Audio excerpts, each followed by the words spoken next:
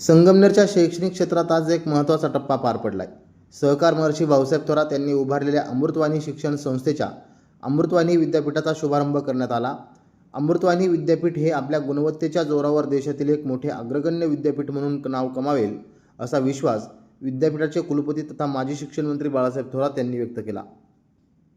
अमृतवाणी अभियांत्रिकी महाविद्यालयातील अमृतकला मंचावर झालेल्या या सोहळ्यात बाळासाहेब थोरात यांच्या हस्ते विद्यापीठाच्या फलकाचे आणि वेबसाईटचे अनावरण करण्यात आलं।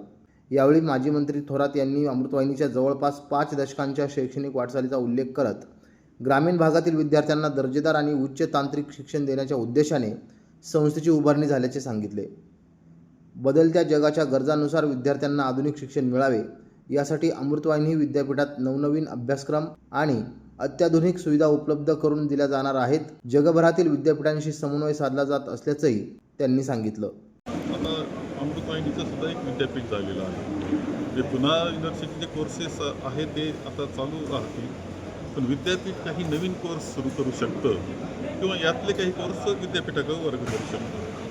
तर आणि त्यामध्ये असं आहे की त्याचं सिलेबस बनवणं ही सगळ्या जबाबदाऱ्या ह्या विद्यापीठाच्या असतात। तज्ज्ञ समिती म्हणून ते करावं लागणार असतं। जगाच्या स्पर्धेबरोबर टिकणारे कोर्सेस आम्ही घेऊ शकतो, तसे आवश्यक कोर्सेससुद्धा आम्ही घेऊ शकतो। एक स्पर्धा शिक्षण क्षेत्रामध्ये सुद्धा खूप मोठी ही नाटकत नाही, पण ही स्पर्धा असली पाहिजे, ती गुणवत्तेची असली पाहिजे।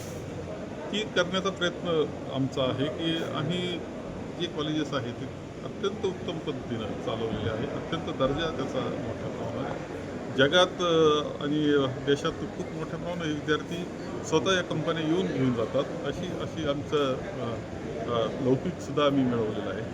आम्ही विद्यापीठाच्या माध्यमातून आणखी चांगलं शिक्षणाचा दर्जा वाढवण्याचा, नाविन्यपूर्ण काही शिक्षणाचे कोर्सेस करण्याचा प्रयत्न करणार आहोत। दरम्यान विद्यापीठाच्या माध्यमातून संशोधन, नवनिर्मिती आणि विद्यार्थ्यांसाठी व्यापक शैक्षणिक संधी निर्माण होतील असा विश्वास माजी आमदार डॉक्टर सुधीर तांबे आणि संगमनेर तालुका युवक काँग्रेसच्या अध्यक्षा डॉक्टर जयश्री थोरात यांनी व्यक्त केला। फार्मसी विभागातील कॉस्मेटॉलॉजीसह बीटेक आणि एमटेकच्या प्रवेश प्रक्रियेलाही सुरुवात झाली आहे।